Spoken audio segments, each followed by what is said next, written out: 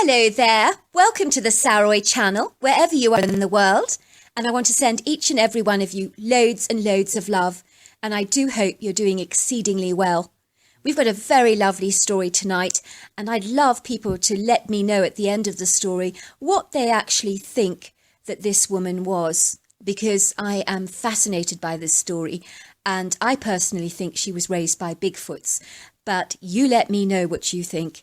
And as a result, she behaved and looked like them. It's an extraordinary story, and I think you're going to find it very fascinating. And I'm very happy that this man came forward to share it because he didn't want to. So I'm very grateful. So let's get started with the story. But before we do, don't forget to subscribe to the channel, click the notification bell and the thumbs up. Let's get started. Dear Sarah and all your lovely listeners, my name is Simon, and I grew up in Melbourne in Australia, which is Victoria's largest city during the 80s. We lived in a red brick bungalow-style home with a grey slate roof, white French windows and matching white shutters, as well as a spacious manicured backyard with a fiberglass swimming pool and a roofed entertainment area that overlooked the swimming pool. We had stunningly beautiful garden in those days with lush emerald green grass and a scattering of pretty trees. The only problem with Melbourne is that you can quite literally get 4 climates during the course of one day, so the weather can be very temperamental, and we usually get plenty of rainfall, but our climate is exceedingly hot from December to March every single year. Growing up, we lived in an up-and-coming residential area near to Port Melbourne Beach, which had a sandy shoreline and a fishing pier. As kids, we would go fishing regularly and taking our dogs for long walks along the beach. And surfing was something that we engaged in very frequently because some of the breakers were brilliant. I lived in an up-and-coming area where people had a little more money than most to splash out on extra improvements to their homes. It was not uncommon in those days to have a rarely grand house situated next door to a run-down old shack, which was seemingly incongruous for the area, as you can imagine. Nowadays you tend to have much more affluent areas separated from the less prosperous ones, but in the 80s it was a very different matter altogether. I grew up with my younger brother Andrew and my 2 parents, who worked as very successful dentists in Melbourne. Growing up in Melbourne in the 80s was great fun because our lifestyles were carefree, laid back and very easygoing, and in those days you never really worried about locking your front door because we lived a very alfresco lifestyle with friends popping in around regularly for chats, which is pretty normal in the Aussie lifestyle. Australians are well known for being seen with their backpacks all over the world, from the London Underground to the New York Metro, because for some reason many of us Aussies have a bee in our bonnet about travelling. Maybe on a very subconscious deep down level we feel rather cut off from the rest of the world geographically. Growing up I was no exception to this strange rule, and I literally could not wait to finish school and go travelling for a couple of years. I remember I had a huge globe in my bedroom, and my brother and I would whirl it around on our mahogany desk and decide on the places that we wanted to visit on our travels. We knew we would need to raise the money for travelling, and so we set about doing all kinds of odd jobs for people. We would mow lawns, cut people's hedges, remove weeds, clean swimming pools, wash cars, walk dogs, and even paint and repair stuff for people. I promise you my brother and I worked tirelessly to accumulate a stockpile of money for our travels, and soon we had more than enough to ensure that we could afford to travel quite extensively, and I have no words to describe to you how thrilled we were, because mildly speaking, we were absolutely elated. Our first port of call was North America, of course, and believe me, we had so many exciting adventures there, and I truly was in awe of what an awesome country America is, with a warm, friendly people, exciting cities and breathtaking landscapes. However, it was Brazil that my brother and I had an extraordinary experience that would quite literally transform our lives and would make us ask for many long years after our travels, what on earth was that? Who on earth was that? And finally, why on earth were those 2 together? That is indeed the most curious question I have of all, the answers of which I still don't have. My story begins when my brother and I hired a guide to take us through one of the very dense forest areas of Brazil. We would never have possessed the courage to attempt such a challenge on our own, as we were only too aware of the treacherous dangers of the forest, the wild animals and the horrifying tales of people getting lost never ever to be seen again. In the 80s we'd heard many of those alarming tales, and in a moment of cowardice, when our senses prevailed, we almost nearly gave up on the idea completely. Our guide was barely able to speak a single word of English, so we literally communicated with a series of nods and gestures. It was clear he knew how to navigate the forest that was so densely overgrown that the guide would use his machete to clear a pathway for us. Our plan was to camp out for a couple of nights in the forest, so we were well equipped with all our camping supplies, and I remember feeling incredibly excited. The forest was like entering another world altogether, consisting of intriguing tall rosewood, mahogany, laurel and rubber trees, and some really exquisite vegetation in varying shades of greens, including some colourful flowering plants that were draped on the forest floor like collective works of exquisite art. The bird song in the forest was utterly awesome and enchanting, and I noticed some unusual colourful birds, such as parrots and macaws, that clearly had made this environment their home. I will say we did see phenomenal insect life, like colonies of ants carrying large leaves with their tiny bodies, and the hugest, most colourful caterpillars that I've ever seen, along with the weirdest bugs, the likes of such that I've never seen before, some that were so extraordinary and utterly intriguing. My brother and I walked for literally hours with this amazing guide who seemed to know the forest like the back of his hands. At one stage we were surrounded with lots of monkeys that were dancing from one tree to the next and acknowledging us very excitedly. There were lovely mothers with beautiful babies and large males. One of the male monkeys sitting on a branch snatched my brother's hat from his head and ran off with it, which was really funny. The creature was examining Simon's hat with a keen, curious interest. Suddenly the hat was snatched from him by another monkey, then another and yet another. Before long, Simon's hat was doing its rounds in the monkey colony, and poor Simon was the only one to find the abduction of his hat far from amusing. One of the monkeys put the hat on his head, and it swamped his head completely, and I hooted with laughter because it was hilariously funny. Simon was the only one who looked incredibly glum. It was late afternoon when we decided to turn in for the day and prepare our tent and our fire pit. We found a nice open clearing that overlooked a beautiful pebbly stream of water, and it seemed that the guide also approved of our camping spot because he nodded vigorously as if registering his approval. We began to set up our tent and prepare our fire pit, because by now we were all utterly famished and could quite literally have eaten a horse. As we were gathering wood and kindling for our fire pit, Simon pointed to a strange humanoid form further down the clearing. "What's that?" he asked me, "over there, making that strange scratching sound?" I walked very stealthily towards the sound, and sitting with her back to me, with a mane of incredibly long dark hair that went well past her waistline, was a naked woman, who was covered in this thick mud much like brown body paint that was possibly used to ward off the biting insects, because in these woods you are quite literally eaten alive by the ravenous mosquitoes. The woman was obliviously unaware of our presence, and seemed to be digging in the ground frantically with her fingers, as if she was searching for something that lay beneath.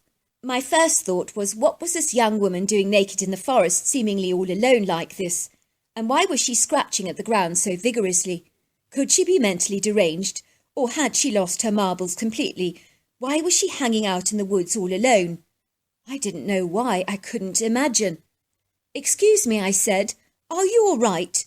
The woman's head almost swiveled around to look at me directly, and her blue eyes were filled with absolute terror, and she let out the most horrified, frantic scream, as if I was somehow assaulting her. Simon and I watched in horror and amazement as this nimble, subtle woman ran towards a tree and manoeuvred her sprightly, acrobatic body with the agility of a monkey as she swung gracefully from one branch to another until she reached a higher elevation of the tree, where she stood on deftly her 2 feet, staring down at us. She was hissing at us like a snake, as if warning us to go away. "She's terrified of us," said Simon, looking startled. The woman proceeded to make this very strange call that sounded like she was calling out for help to someone, but the call didn't sound human at all. It was all rather weird and unsettling. Simon shrugged and said, "Let's leave her alone." "I think she's as mad as a hatter," he reflected, "running around naked in the woods like this and screaming like a banshee. She must be mentally disturbed." We went back to our campsite and proceeded to cook some bacon and sausages which we'd brought with us. The smell of the delicious sausages and bacon wafted into the air, and my stomach was rumbling. I was in the process of buttering rolls and salivating at the thought of tucking into our delectable feast, when quite suddenly I smelt this really foul odour that was so repugnant that it was like a cloud of sulphurous, disgusting vapour had enveloped our entire campsite with the smell of putrid, decaying flesh. And somehow the sausages and bacon instantly lost their appeal, and I immediately felt like hurling my guts out. Seconds later we heard this thunderous noise, like something like a rhino was trumpeting through the forest, and it sounded like it was yards away from us. The guide's eyes were as round as saucers, and he kept shouting out something at us, and then he scurried away in terror, leaving us all on our own. Before we had a chance to react to our guide's strange, anomalous behaviour, we could feel this heavy creature approaching us, because quite literally the ground vibrated under its mammoth weight. You almost got the strange impression that a huge giant was about to manifest before our eyes, and that's almost exactly what happened. I kid you not, standing 100 yards away from us, looking up at a tree where a woman was hiding, was the colossal humanoid beast that stood on 2 feet and easily was 11 foot tall, 1,000 pounds, and 5 foot wide. This creature was covered in long brown hair and possessed long arms that fell beyond the knees. It had a cone-shaped head and incredibly huge shoulders. "What the heck is that?" asked Simon, with his eyes growing as large as saucers. "Is it going to kill us?" he asked me in terror. The creature appeared to be engrossed in conversation with the woman in the tree, and they were both speaking in a monkey language, backwards and forwards and backwards and forwards. I could hear the female's intense tone. She was chattering away in this same language, which was very peculiar. They engaged in this line of conversation for a very long time. Then the big disgruntled giant marched towards us, and he looked far from pleased, like an aggrieved father that had just learnt that I had made his daughter pregnant, and he was about to give me a lashing of a lifetime. He possessed that kind of peeved-off look. "Bloody hell," said Simon. "Is this really happening, or is this all a dreadful dream?" In that moment I was so utterly terrified. I literally froze to the spot, like I was incapacitated like a block of ice, and the only thing I could hear was the sound of my heart thumping violently through my chest. At least I knew one thing: I was still alive. I knew if this creature hurt us, we would never survive the attack, because he was built like a burly, bulky army tank that could effortlessly destroy anything he touched. The creature stood yards away from us and eyed us through its exasperated brown eyes. It was breathing heavily. For a second the creature kicked the ground with his feet in an aggrieved expression of rage, and let out a warning growl. The growl started dissipating almost immediately when the delicious smell of sausages and bacon wafted through the air and distracted the creature's interest. I watched his brown eyes seem to register a hungry, glazed look, as if he was thinking, "I'd like some of that." I realised that his keen, eager eyes were definitely focused on the grill from the fire pit that was covered in sausages and bacon, and in a stroke of genius I rushed over to the grill and handed it directly to the creature, whose eyes visibly softened when I handed him all our food. It was like watching an aggressive Rottweiler warning you off his turf, changing in a single second to become significantly more amenable, docile and friendly. The creature reached for a piece of the bacon and gobbled it up, and before long he'd scoffed all our dinner, and he certainly licked his chops afterwards. He really enjoyed it. I could tell that he loved our food. Suddenly he seemed like he was a different creature altogether. It's amazing how food can uplift your mood. His anger had all but subsided, and it was almost as if he'd actually warmed to us. He looked at us as if to say, "Maybe you're more agreeable than I actually thought you were." The creature glided away towards the tree, and I could hear the woman's voice chattering away at him in an irate tone. She sounded furious, as if to say, "Why did you not tear up their camping site?" We watched the wild woman jump from the tree branch to his shoulders, and then they were gone like the wind. Once they both left the area, Simon and I probably said 1,000, "What the heck was that?" We were so gobsmacked by what we'd actually seen. What was the wild woman doing with the ape-like humanoid? And how was she capable of speaking his language? And who was she? And more to the point, who was that creature? And what was it? I'm glad to say the very next morning we did get our guide back. He looked a little sheepish and abashed. I was not about to give him a hard time for deserting us, because we certainly needed his help to escort us from the forest. Once my brother and I had returned to civilization, I did drop into a local police station to tell them all that had transpired, and that there was a wild woman in the forest living with an ape-like humanoid. Do you know what the police did? They absolutely roared with laughter. They couldn't stop laughing. They told us that they really liked the Aussie sense of humour, and that we were incredibly funny, and that we ought to have our own comedy show. In the end, we went along with it and realised that no one was ever going to believe our story. So from that point onwards, we never ever told anybody. My brother and I got to travel the entire world, and we ended up becoming dentists, like my parents. We still live in Melbourne, Australia, but this time with our own wives and children, and these days I live in Perth and my brother in Adelaide. It was only more recently that I discovered the creature we encountered in Brazil was indeed a Bigfoot. I know that what we saw is absolutely no fabrication, so I'm not about to share this story with anyone other than an anonymous forum where I'm not subject to ridicule, disbelief and abuse. I am worried about my reputation because it's very significant to me in the medical game, and I'm not about to admit that Bigfoot is real. If you were to ask me in a public forum, I'd lie to you blatantly, only to protect my job and my position, and I'd say, of course he's not real. In truth, I do not care if you do not believe my story or not. I know what we saw that day, and it is to date without fail the most memorable event of my young life. And seeing Bigfoot was very definitely an incredible moment. I always wonder whether the Bigfoot raised that girl from a child, or was she abducted when she was young by him, or was she a mad, deranged woman that the Bigfoot finally took pity on and took under his wing, or was she a lost child that he took into his charge? Maybe we'll never know the answer to that question. I do believe that woman loved and trusted that Bigfoot. That was very clear to me, as if he was her own family. One thing I will say about those creatures is they definitely are not all violent thugs. I know they have a reputation for that, and I know that some people have had terrible experiences. But I will say this for you, my experience is that they can reason and think for themselves and make their own decisions, like the Bigfoot we encountered all those years ago.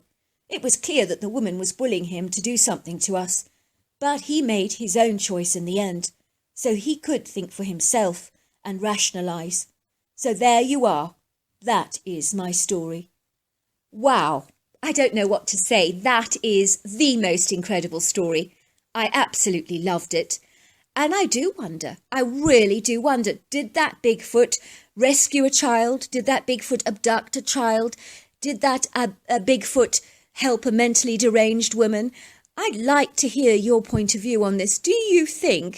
What do you think that this child was? Was this an abducted child, in your opinion? Or was it someone that the Bigfoot took under his wing? But it was extraordinary that she learnt his language. But if you think about it, any little child around its parents learns the human language. So if this little child was around the Bigfoots, invariably it learnt how to chatter like a Bigfoot. And it was very clear that she knew how to move like a Bigfoot because, according to this testimony, it's incredible that this woman was able to be as agile as a monkey. So it just shows you that you can adapt to your environment, no matter what it actually is.